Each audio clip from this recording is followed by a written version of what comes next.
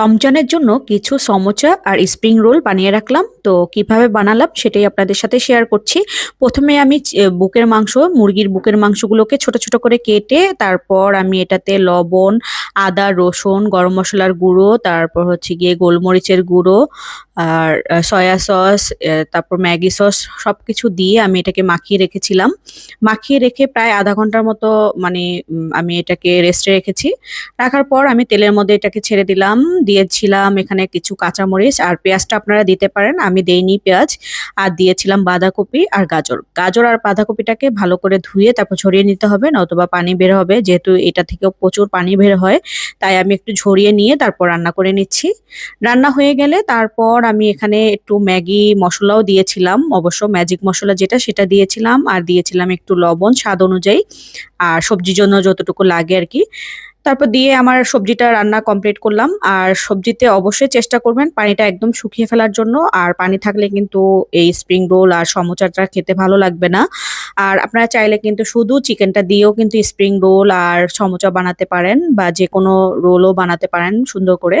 তো আমি আজকে যেহেতু পেস্ট্রি শিটটা দিয়েই বানাবো, তো আজকে এটাই দেখাচ্ছি। আমি মাঝে মধ্যে অন্যভাবেও বানাই, তো আজকে পেস্ট্রি শিটটা দিয়ে বানাবো। তো প্রথমে আমি পেস্ট্রি শিটটাকে আমি ডিপ থেকে বের করে রেখেছিলাম প্রায় 10 মিনিট আগে।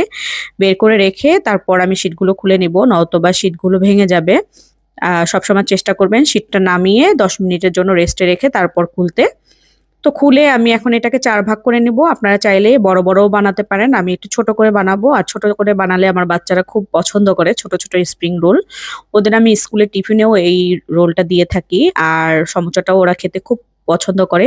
আর মাঝে মধ্যে সবজি দিলে দেখা যায় কি সবজিটাও খাওয়া হয় বাচ্চাদের। তাই আমি এইভাবে বানাই যাতে করে ওদের সবজিটা খাওয়া হয়। আর সব বাচ্চারা তো আসলে সবজি পছন্দ করে না, একজন খায় তো আরেকজন খেতে চায় না, এর জন্য আমি এইভাবে একটু বাচ্চাদের জন্য একটু নাস্তা বানিয়ে দেই বা রাখি। ওরা যেহেতু রোজা রাখবে তাই চিন্তা করছি যে আজকে একটু কিছু রোল আর হচ্ছে গিয়ে স্প্রিং রোল আর সমোসাটা বানিয়ে রাখবো। তো বানানোর পর আমি এভাবে করে যেভাবে শেপ দিয়েছি এভাবে করে শেপ দিয়ে নিবেন। আর এভাবে শেপ দিলে একদম ইজি হয়, বেশিক্ষণ লাগে না, 1 মিনিটের মধ্যেই হয়ে যায় এক একটা স্প্রিং রোল বানাতে। তো দেখতে পাচ্ছেন আমি কত সুন্দর করে বানিয়ে নিয়েছি। আর ভিডিওটা যদিও কিছুদিন আগের, আমার বয়সের জন্য দেয়া হয়নি। তারপর আমি একইভাবে বানিয়ে নিচ্ছি রোল। না সরি, রোল না, এটা সমোচা। তো সমোসার শীটটা আমি যেভাবে কেটেছিলাম ওটা যেমন 4 কোনা করে কেটেছি, এটা হচ্ছে লম্বালম্বি ভাবে 4 ভাঁজে আমি কেটে নিয়েছি। কেটে নিয়ে তারপর শীটটাকে খুলে আমি সমোচার শেপে এখন মুড়িয়ে নিচ্ছি। দেখতেই পাচ্ছেন, হাতের হাতের দিকে তাকিয়ে দেখবেন আমি কিভাবে মুড়াচ্ছি। এভাবে করে মুড়ালে একদম ইজি ভাবে আপনি সমোচা বানাতে পারবেন। আমি